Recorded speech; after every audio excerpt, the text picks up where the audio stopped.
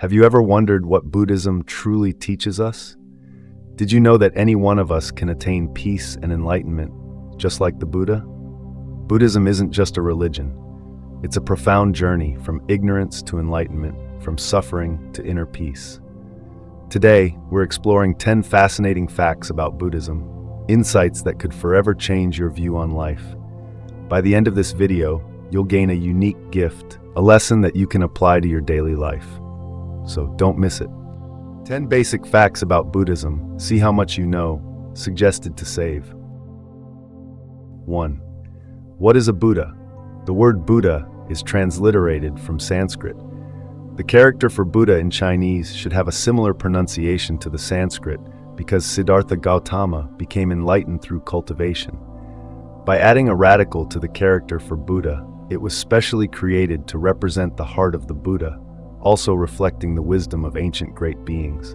This also tells us that the Buddha, like us, is a human, not a deity, but a person who attained enlightenment through diligent practice. After enlightenment, one can be called a Buddha.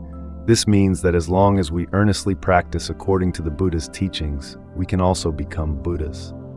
2. What is Buddhism? Buddhism is the education of the Buddha. It is the Buddha's complete and benevolent education for all sentient beings in the 9 realms. The content of this education includes endless principles and aims to dispel superstitions and inspire people's wisdom. 3. Why do Buddhist disciples refer to Siddhartha Gautama as the root teacher? In our daily lives, the titles of teacher and student only arise in the context of teaching. Siddhartha Gautama is the first founder of Buddhism and the fundamental teacher of Buddhist disciples. Thus, he is called the root teacher. This signifies that the relationship between learners of Buddhism and the Buddha is that of teacher and student. 4. What is a Bodhisattva? Bodhisattva is a shorthand for Bodhisattva, which is a transliteration of the Sanskrit term. The translated meaning is, one who has great compassion. A Bodhisattva is an early student of the Buddha. The relationship between practitioners and the Buddha is that of teacher and student, while the relationship with bodhisattvas is that of classmates. This means that bodhisattvas are seniors to us current students of Buddhism, having entered the path earlier than we did. Number 5. What is a monk? What is a Dharma teacher? Monk is a title of respect and is not a term specifically used in Buddhism. Its translated meaning is teacher. It refers to my teacher who directly instructs me, indicating a very close relationship. This is called a monk. If he also gives lectures or teachings but does not directly instruct me, he is referred to as a Dharma teacher. 6. Who formally introduced Buddhism to China? Buddhism was formally introduced to our country during the Eastern Han period, though unofficially it had begun during the Zhou dynasty. In the 7th year of Yongping in the Eastern Han, Emperor Ming of Han, Liu Zhuang, sent ministers Kai Ying and over 10 others to the western regions to seek Buddhist scriptures and teachings. The first 2 masters invited were Zhu Falun and Jie Moteng. These 2 masters officially brought the Buddhist implements, statues, and scriptures into China, which were accepted by the Chinese court and society. 7. What is the earliest Buddhist temple? After Emperor Ming invited the 2 masters Zhu Falun and Jie Moteng to China, they were arranged to stay at the Honglu Temple in Luoyang, Henan. The Honglu Temple was a government office at that time, equivalent to today's Ministry of Foreign Affairs, directly managed by the emperor. Later, to ensure that the 2 masters would remain in China for a long time, the first official temple in China, the Baima Temple, was established for monks to live and propagate the Dharma. It is called Baima Temple because the Buddhist scriptures, images, and implements brought by the 2 masters were carried by a white horse. Therefore, this temple was named Baima Temple as a memorial. 8. Why are the walls of temples yellow? Yellow has been exclusively used by emperors throughout history.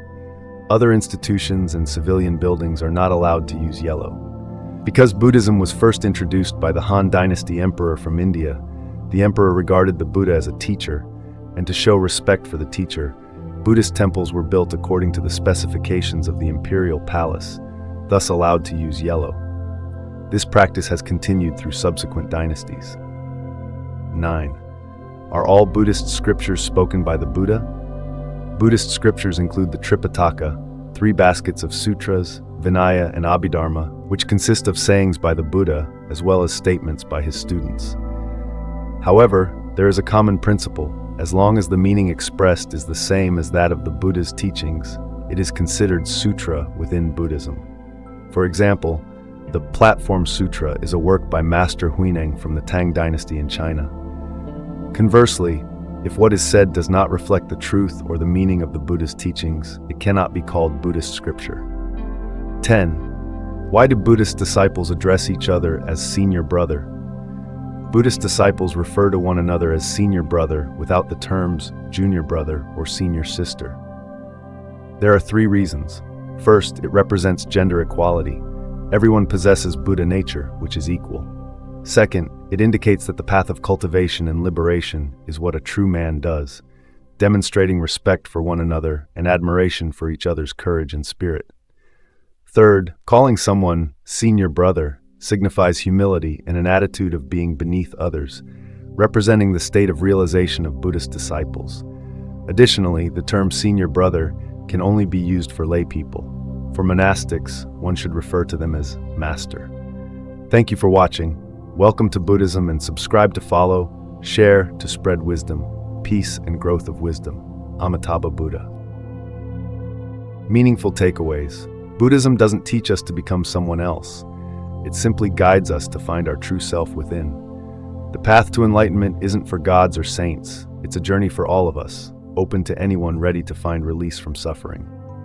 1. Lesson of wisdom and compassion. Living with compassion brings peace to our hearts and spreads happiness to others. Wisdom isn't about knowing everything, but about valuing love and patience. 2. Lesson of equality and humility. In Buddhism, there's no hierarchy, only respect for the Buddha nature in everyone. This is the origin of true love and humility. 3. Lesson of self-enlightenment. Finally, Buddhism teaches us that enlightenment begins within ourselves. No one can grant us complete happiness but ourselves, and every answer we seek lies within. Try applying these values in your daily life, and you'll find each day a small step on the path to peace and enlightenment. If you found this video helpful, please share it with friends to spread these lessons of Buddhism, bringing peace to even more people. Don't forget to subscribe for more valuable content like this. May you find peace and wisdom on your journey. Namo Amitabha Buddha.